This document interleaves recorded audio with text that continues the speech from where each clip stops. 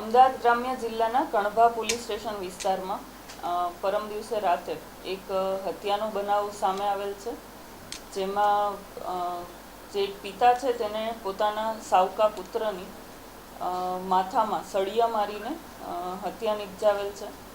આ સમગ્ર બનાવ બાબતે પોલીસને જાણ થતાં કણભા પોલીસ તાત્કાલિક જ કણભા પોલીસ સ્ટેશન વિસ્તારના બાકરોલમાં એક ઇન્ડસ્ટ્રીયલ એસ્ટેટ આવેલું છે ત્યાં પહોંચી ગયેલ હતી અને ત્યાં જઈને જોયું તો એક 13 વર્ષનો જે આ ફરિયાદી છે એમનો દીકરો છે અર્પિત, તેની લાશ પડેલી હતી લોહીલુહાણ હાલતમાં અને માથામાં એને 3 જેટલા સળિયાના ઘા વાગેલા હતા.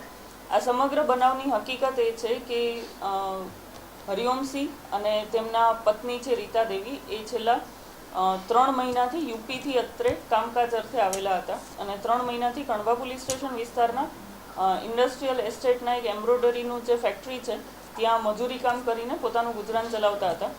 આ જે ફરિયાદી છે તે અને તેના પતિ એટલે કે આ હત્યાના જે આરોપી છે તે બંનેના આ બીજા લગ્ન છે. બંનેના અગાઉ એક જે ફરિયાદી છે રીતા દેવી એના ડિવોર્સ થયેલા છે અને જે આ આરોપી છે એના પહેલા પત્ની જે હતા એનું મૃત્યુ થયેલું હતું. એટલે યુપીથી તે લોકો 3 મહિના પહેલાં કણભા ખાતે આવેલા છે અને આ જે રીતા દેવી છે એને સંતાનમાં પહેલા પતિથી એક દીકરો અને એક દીકરી છે. દીકરો 13 વર્ષનો હતો અને દીકરી જે છે એ 7 વર્ષની છે. આજે એને પતિ પત્નીને એના દીકરા અને સંતાનો બાબતે વારંવાર ઝઘડા થતા હતા અને અગાઉ પણ આ ઝઘડા ખૂબ જ ઉગ્ર સ્વરૂપે થયેલા છે. જે બનાવ બન્યો તે રાતે આ રીતા દેવીએ આ ઘરના કંકાસથી કંટાળીને તેના પતિને કીધું કે મારા મજૂરીના પૈસા તમે જે આવ્યા છે એ મને પરત આપી દો, અમે વતન ચાલ્યા જઈએ છીએ. આ રોજના ઝઘડાથી તે લોકો કંટાળેલા હતા.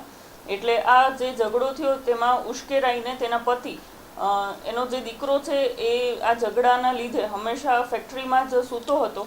તેથી આ ઝઘડાથી તે ઉગ્ર થઈને તરત જ ફેક્ટરી ખાતે તેના સૂતેલો જે દીકરો હતો તેને જઈને તેણે માથામાં 3 સળિયાના ઘા મારીને તેનું મૃત્યુ નિપજાવેલ છે.